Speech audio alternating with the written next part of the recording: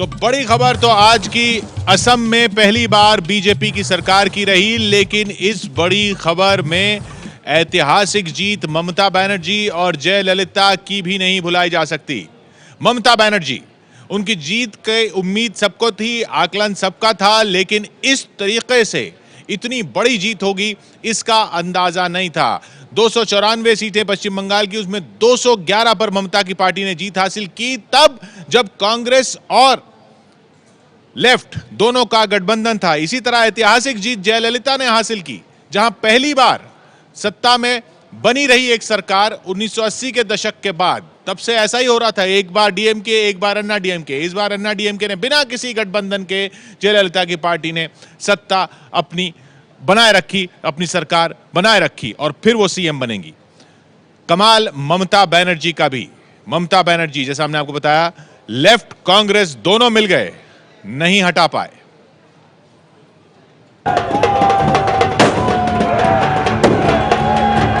जो वादा हम करते हैं वो पूरा हम निभाते हैं।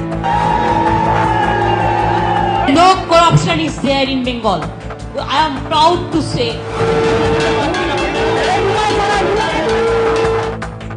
पश्चिम बंगाल के चुनाव में ममता बनर्जी को जबरदस्त कामयाबी मिली है। लोगों ने ममता को लगातार दूसरी बार सत्ता की बागडोर सौंपी है। Every forceful, the pillars, they fought against of us. But it is the magic of the people. पिछली बार की तरह चुनाव में मिली जीत के लिए ममता बनर्जी ने मां, माटी और मानुष को धन्यवाद दिया। ममता ने कहा कि जो लोग उनकी सरकार के खिलाफ भ्रष्टाचार का आरोप लगा रहे थे, उन्हें पश्चिम बंगाल की जनता ने करारा जवाब दे दिया है। जनता ने जो करप्शन का बात उठाया था ये झूठा है। ये तो चुनाव का टाइम उठाया था, चुनाव में जानबूझकर, और जनता ने उसको रिजेक्ट कर दिया। जो लोगों ने उठाया था उसको अपोलोजाइज करना चाहिए।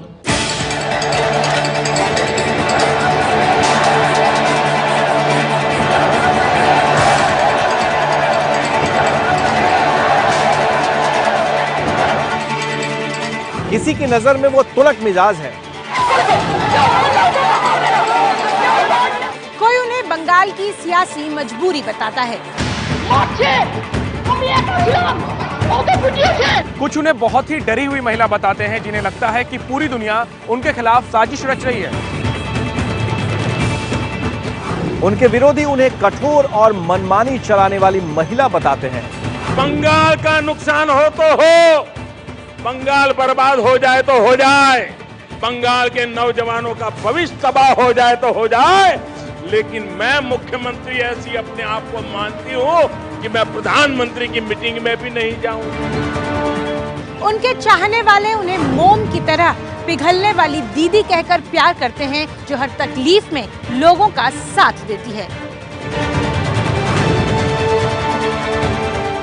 दुनिया उन्हें एक अबूझ सियासी पहेली समझती है, लेकिन आज भी वो पश्चिम बंगाल में खुले किताब की तरह पढ़ी जाने वाली सबसे लोकप्रिय नेता हैं।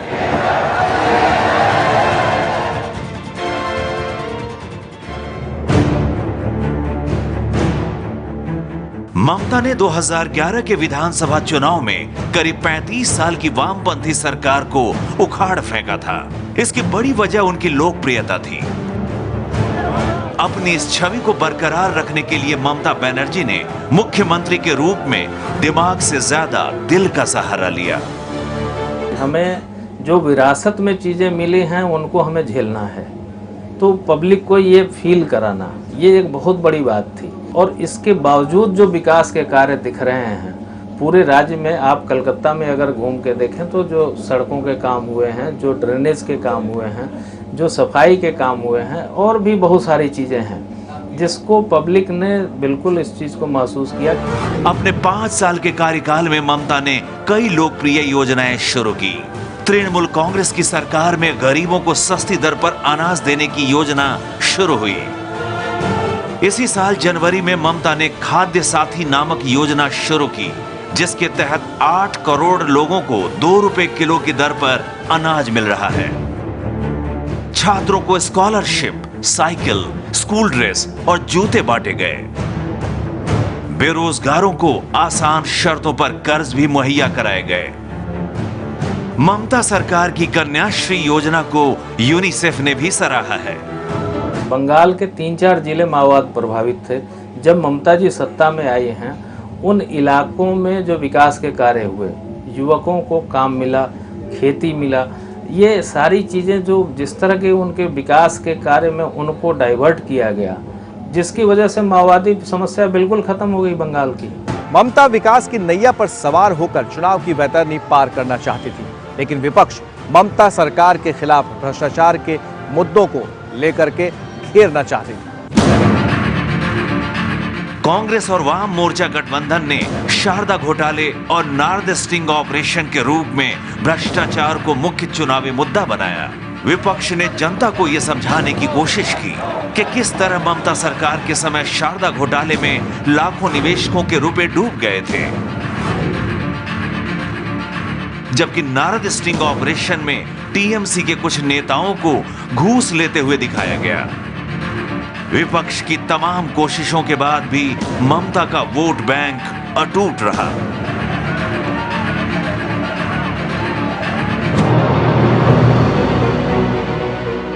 ममता बनर्जी की पहचान अलग अलग लोगों के बीच अलग अलग तरह से है।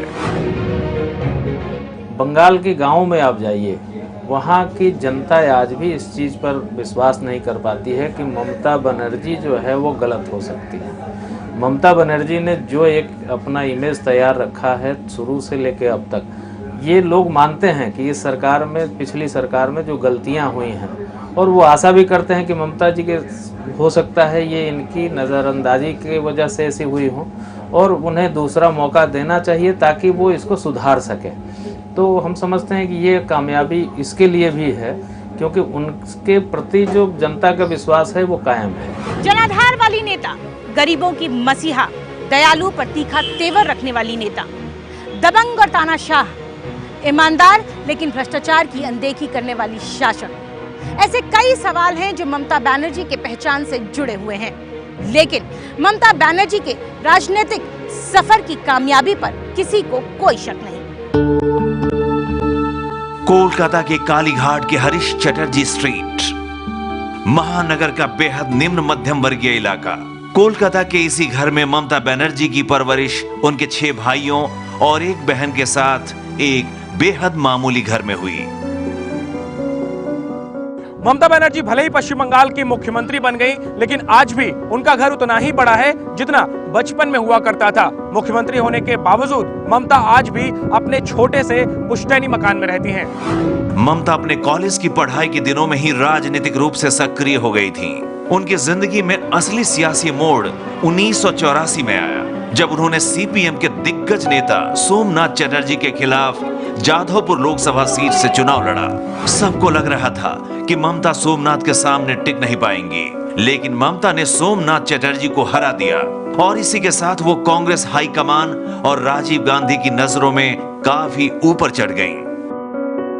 आप देखें वाम मोर्चा के 34 वर्षों के शासनकाल, उस समय हम लोगों ने, चूंकि हम एक रिपोर्टर के रूप में जब काम कर रहे थे, तो उस समय ये मानना जाता था कि वाम मोर्चा को यहाँ से हटाना बिल्कुल मुश्किल है, और मुश्किल ही नहीं बिल्कुल नामुमकिन कह सकते हैं। ऐसी परिस्थिति में पार्टी को खड़ा करना और बड़े बड़े नेताओं को जो है धराशायी करना, खासकर उन्होंने अपने चुनाव में जिस तरह सोमनाथ चटर्जी को हराया, या फिर आप देखें कि विधानसभा चुनाव में यहाँ के मुख्यमंत्री तक हार गए बुद्धदेव भट्टाचार्य, तो ये कहीं न कहीं संकेत ये था कि राज्य की जनता जो है पूरी तरह से परिवर्तन के लिए तैयार है, और नेता के रूप में, मुख्यमंत्री के रूप में जो है ममता बनर्जी के अलावा उनके पास कोई विकल्प नहीं है।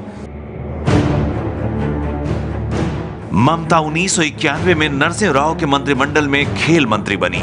ममता बनर्जी उग्र स्वभाव की मानी जाती हैं और इसका एहसास उस समय के प्रधानमंत्री नरसिंह राव को भी हुआ।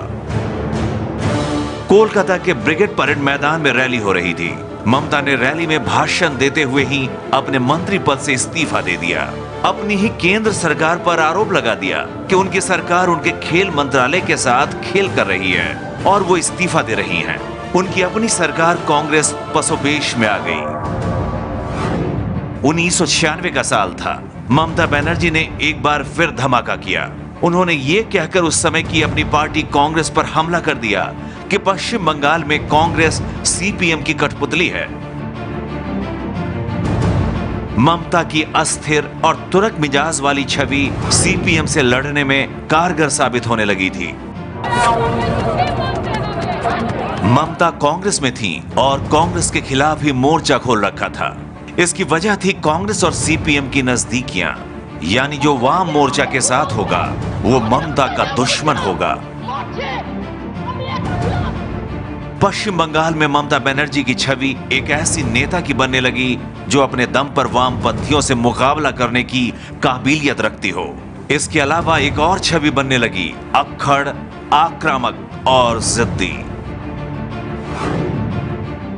ममता बनर्जी समझ चुकी थी कि वो कांग्रेस के साथ रहकर बंगाल में दशकों से चली आ रही वाम मोर्चा सरकार का मुकाबला नहीं कर सकती हैं और इसलिए 1997 में उन्होंने अपनी नई पार्टी बना ली, तृणमूल कांग्रेस। उन्होंने 1997 में नई पार्टी बना ली, तृणमूल कांग्रेस। ये यहाँ के कांग्रेस की जो है वो बहुत बड़ी विडंबना रही है, खासकर पिछले 30-35 वर्षों में, कि जब केंद्र में पार्टी सत्ता में रही कांग्रेस तो उन्होंने बंगाल की जो यूनिट है, पूरी यूनिट को कहीं ना कहीं वामपंथियों के सहयोग लेने की वजह से जो है उनका यहाँ के अपने पार्टी के लोगों को समर्थन नहीं दिया विभिन्न मुद्दों पर। यहाँ तक कि ममता बनर्जी एक बलात्कार और हत्या के मामले को लेकर वो करीब 21 दिनों तक इस धर्मतला में जो है वो भूख हड़ताल पर बैठी। बावजूद इसके पार्टी का कोई बड़ा नेता पूछने तक नहीं आया। ममता अच्छी तरह से जानती थी कि सत्ता से ज्यादा समय की दूरी नेता को जनता से दूर कर देती है। लिहाजा ममता ने वामपंथियों के धुर विरोधी बीजेपी के साथ हाथ मिलाने का फैसला लिया। अटल बिहारी वाजपेयी के नेतृत्व में एनडीए की सरकार बनी और ममता उसमें रेल मंत्री बनी। एनडीए के साथ भी ममता बनर्जी ज्यादा दिनों तक साथ नहीं रही। 2001 में वो वाजपेयी सरकार से अलग हो गईं। अब ममता एक बार फिर कांग्रेस के साथ खड़ी हो गईं। 2004 के लोकसभा चुनाव और 2006 के विधानसभा चुनाव में ममता को भारी हार का सामना करना पड़ा। राजनीतिक पंडितों ने उनकी राजनीतिक श्रद्धांजलि तक लिख दी। ममता बनर्जी अब वामपंथियों से लड़ने के लिए किसी एक अचूक हथियार की तलाश में थी। इसके लिए उन्होंने चुना वही हथियार जिसके बल पर सीपीएम करीब 3 दशकों से पश्चिम बंगाल की सत्ता पर काबिज थी। ममता ने चुना किसान समर्थक और उद्योग विरोधी हथियार। पश्चिम बंगाल में वाम मोर्चा की सरकार थी। सिंगूर में टाटा नैनो कार परियोजना और नंदीग्राम में औद्योगिकरण के लिए किसानों के जमीन का अधिग्रहण हुआ था। किसान अपनी जमीन नहीं देना चाहते थे। ममता को आंदोलन करने का एक बड़ा मुद्दा मिल गया। किसानों के समर्थन में ममता सड़कों पर उतर आईं। कई महीनों तक हिंसक आंदोलन चला और अंत में वाम मोर्चा की सरकार को झुकना पड़ा। जिस लखटकिया कार का निर्माण टाटा सिंगूर में करना चाहते थे, उन्हें वहां से बोरिया बिस्तर बांधकर भागना पड़ा। नंदीग्राम के पेट्रोकेमिकल हब का भी वही हाल हुआ। ममता इस आंदोलन से बहुत आगे निकल गई। कांग्रेस से ही निकल कर आई ममता और कांग्रेस से बड़ी हो गई। असम में हेमंत बिश्व शर्मा जो बीजेपी को जीत दिलाई है वो भी कांग्रेस से निकल कर आए। कांग्रेस मुक्त भारत हो रहा है उन्हीं लोगों की बदौलत जो कांग्रेस में ही थे। कांग्रेस मुक्त भारत जो नारा लेके बीजेपी चली थी वो होने जा रहा है, उसकी हम बात करेंगे आगे 9 बजे। लेकिन अभी बात करते हैं तमिलनाडु की, जहां हर बार सत्ता बदल रही थी, इस बार नहीं बदली। क्या किया ऐसा जयललिता ने या क्या नहीं कर पाए करुणानिधि? कांग्रेस से हाथ भी मिला लिया, फिर भी क्यों नहीं चुनौती दे पाए अम्मा को?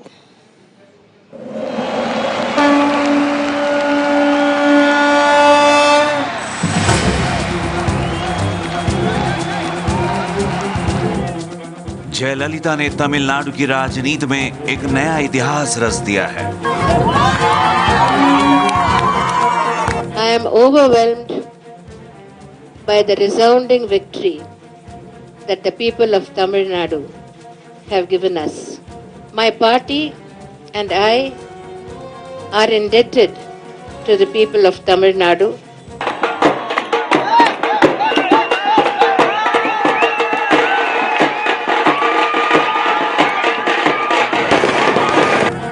अपने राजनीतिक गुरु एमजी रामचंद्रन के बाद तमिलनाडु की सत्ता में लगातार दूसरी बार आने वाली वो पहली राजनीतिज्ञ बन गई हैं। इसे महज इत्तेफाक नहीं कह सकते कि एमजीआर की हैट्रिक के बाद से कोई भी पार्टी अब तक तमिलनाडु में लगातार दूसरी बार पारी भी नहीं खेल पाई। पिछले कई दशकों से इस द्रविड़ प्रदेश की राजनीति बारी बारी से कभी जयललिता तो कभी करुणानिधि के इर्द गिर्द घूमती रही है। तमिलनाडु में सिर्फ एमजी रामचंद्रन ही थे जिन्होंने 1977 से 1988 तक लगातार 3 चुनाव जीतकर हैट्रिक लगाई थी। जो जयललिता ने कहा कि पहले आपका वेलफेयर और बाद में डेवलपमेंट, तो इन्होंने पब्लिक का वेलफेयर जो सामने रख के जो काम किए हैं उसको शायद पब्लिक ने पसंद किया है और चाहते हैं वो कि इसी तरीके का काम हो। एमजीआर की राजनीतिक वारिस रही जयललिता छठी बार सत्ता की पारी खेलने को तैयार है। जयललिता की जीत में उन 60 लाख युवा मतदाताओं को अहम माना जा रहा है जिन्होंने पहली बार मतदान किया। युवा मतदाताओं ने 92 साल के करुणानिधि की बजाय 68 साल की जयललिता को चुना। तमिलों के बीच जगतम्मा के नाम से लोकप्रिय जयललिता ने अपने 5 साल के कार्यकाल में जनता को लुभाने वाले खूब काम किए। जयललिता ने अम्मा कैंटीन शुरू की जहां बेहद कम कीमत पर भोजन मुहैया कराया जाता है। इतना ही नहीं, जयललिता ने अपने शासन के दौरान जनता के लिए अम्मा नाम से एक नया ब्रांड ही शुरू कर दिया। तमिलनाडु में अम्मा मिनरल वाटर, अम्मा सब्जी की दुकान, अम्मा फार्मेसी, यहाँ तक कि अम्मा सीमेंट भी सस्ती कीमत पर बाजार में मिलने लगे। हर एक चीज में उन्होंने कोई ना कोई कंसेशन दे के सब्सिडी देने का प्रयास किया है। उन सबको एक नाम भी दिया है, ब्रांड अम्मा बना के। इसमें आपको आपका नमक मिल जाएगा, आपको नमक मिल जाएगा, उसमें आपको कैंटीन है जहाँ बहुत सस्ता खाना मिलता है, 10 रुपये में पेट भर खाना मिल जाता है दोनों वक्त का। फिर अम्मा पानी, तो ऐसा कोई लाइफ में ऐसा कोई चीज़ बचा नहीं जिसमें अम्मा है नहीं। जयललिता की सफलता की एक बड़ी वजह यह भी रही कि पिछली बार की तरह उनके ऊपर भ्रष्टाचार का कोई बड़ा आरोप नहीं लगा। कर्नाटक हाई कोर्ट से भ्रष्टाचार के पुराने मामले में बरी होने के बाद से उनका और उनके समर्थकों का मनोबल लगातार बढ़ता चला गया। कि एक और मुद्दा जो रह गया था प्रोहिबिशन का, तो उसमें जयललिता ने काफ़ी अपने तरीके से समझाया पब्लिक को, इकट्ठे करेंगे, एक झटके में कर दिया। तमिलनाडु में आधे से ज़्यादा प्रतिशत जो हैं विमेन वोटर हैं, और जो चुनाव में वोट करने आए ज़्यादातर महिलाएं वोट करने आई थी। तो उनका जो रुझान अम्मा की तरफ रहा, क्योंकि वो पुराने एमजीआर के भी वोटर रह चुके हैं, तो उनका भी लेगेसी साथ में मिलके तो वो विमेन वोटर्स का तो एक रहा ही रहा है। और थोड़ा बहुत जो है यंग वोटर भी, उन्होंने भी जयललिता के जो वायदे करे और उन्होंने पूरा किया। तमिलनाडु की राजनीति में 68 साल की जयललिता के करिश्माई व्यक्तित्व का अंदाज इसी बात से लगाया जा सकता है कि जब 2014 लोकसभा चुनाव में नरेंद्र मोदी की बाकी राज्यों में आंधी चल रही थी, उस दौरान जयललिता की पार्टी को तमिलनाडु में 39 में से 37 सीटों पर जीत मिली थी। जयललिता का फिल्मी करियर काफी कामयाब रहा और फिल्म से राजनीति का सफर भी जयललिता ने बड़ी कामयाबी से तय किया। लेकिन राजनीति के सफर में जयललिता ने जो उतार चढ़ाव देखे वो किसी फिल्मी कहानी का रूप भी ले सकते हैं। एक खूबसूरत दिल मोहने वाली हीरोइन से सख्त आयरन लेडी तक का सफर जयललिता के लिए आसान नहीं रहा है। इन वर्षों में जयललिता ने देखी है उन्हें मारे जाने की साजिश, उन्हें कुर्सी से उखाड़ फेंकने के दांव पेंच और भ्रष्टाचार के ऐसे आरोप जो किंवदंती तक बन गए। लेकिन हर बार जयललिता इन सब से निजात पाने में कामयाब रही।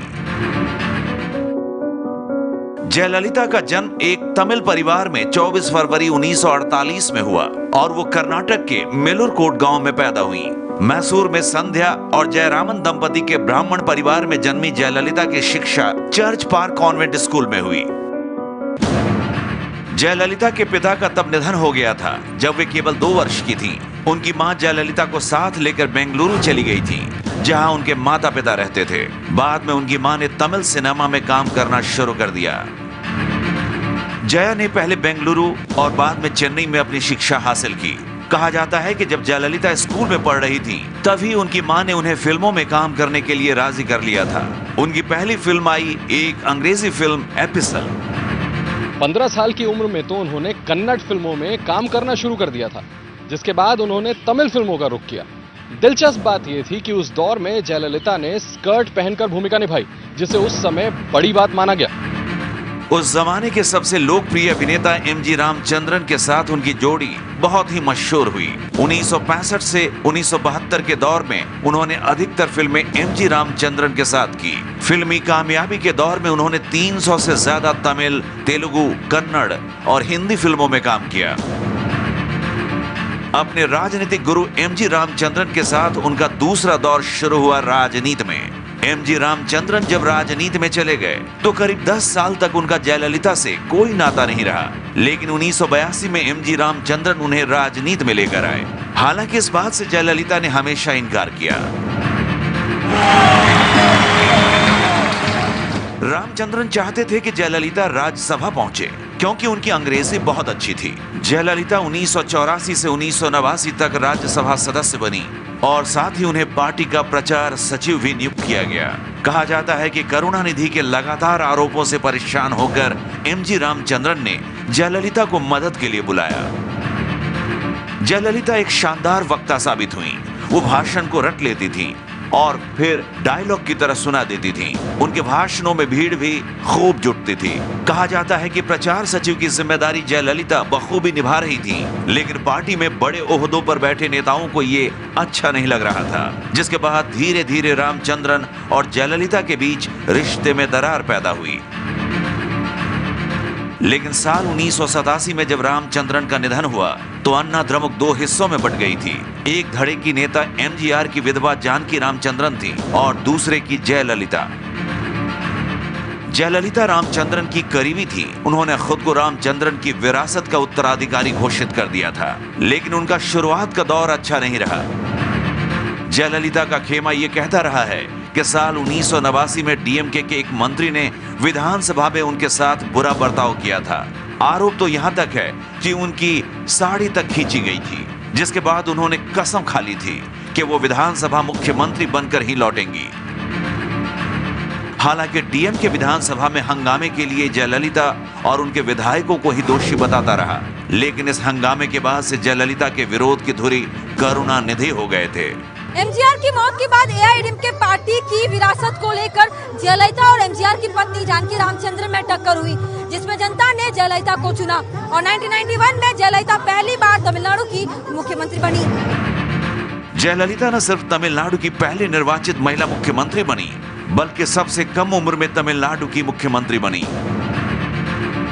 जयललिता की एक खास बात और वो ये कि उन्होंने अपनी ग्लैमर की दुनिया के दरवाजे बिल्कुल बंद कर दिए। वो न तो मेकअप लगाती हैं और न ही पुराने दिनों की कोई बात याद करती हैं। वो सादी साड़ी पहनती हैं और यहाँ तक कि फिल्मी दिनों के दोस्तों के बुलावे पर किसी कार्यक्रम में भी नहीं जाती। 1991 से 1996 तक जयललिता तमिलनाडु की मुख्यमंत्री रही। इस दौरान उन पर भ्रष्टाचार के बार बार आरोप लगे। नतीजा ये हुआ कि करुणानिधि की डीएमके ने 1996 में जीत हासिल की। इसके बाद जयललिता पर छापेमारी हुई, जिसमें 750 जोड़े सैंडल, 19 कारें, 44 एसी, 10,500 साड़ियां, 800 किलो सिल्वर और 28 किलो सोना बरामद हुआ और इसके बाद ही जयललिता पर आय से अधिक संपत्ति का आरोप लगा।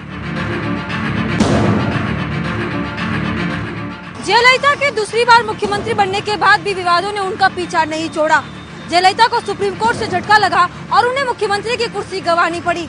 लेकिन वो दौर था जब जयललिता बीजेपी और एनडीए के करीब आई। 1999 में जयललिता ने अटल बिहारी वाजपेयी को सरकार बनाने में समर्थन भी दिया।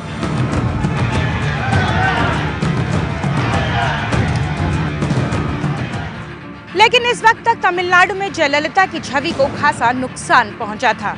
अकेले लड़ना, अपनी बात पर अड़े रहना और किसी से चुनावी गठबंधन न करना। नतीजा ये हुआ कि 2004 से लगातार जयललिता को हार का सामना करना पड़ा।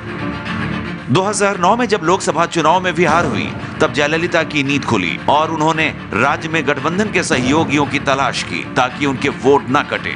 नतीजा हुआ साल 2011 विधानसभा चुनाव में जबरदस्त जीत। कहा यह भी जाता है कि अम्मा के नाम से मशहूर जयललिता को अपनी आलोचना पसंद नहीं आती। उनके कार्यकर्ता और समर्थक उन्हें भगवान की तरह पूजते हैं और जयललिता ऐसी श्रद्धा का बुरा भी नहीं मानती। तो ये एक अध्याय एक तरह से राजनीति का खत्म हो रहा है तमिलनाडु में, क्योंकि करुणानिधि अगले चुनावों तक तो और वृद्ध हो चुके होंगे।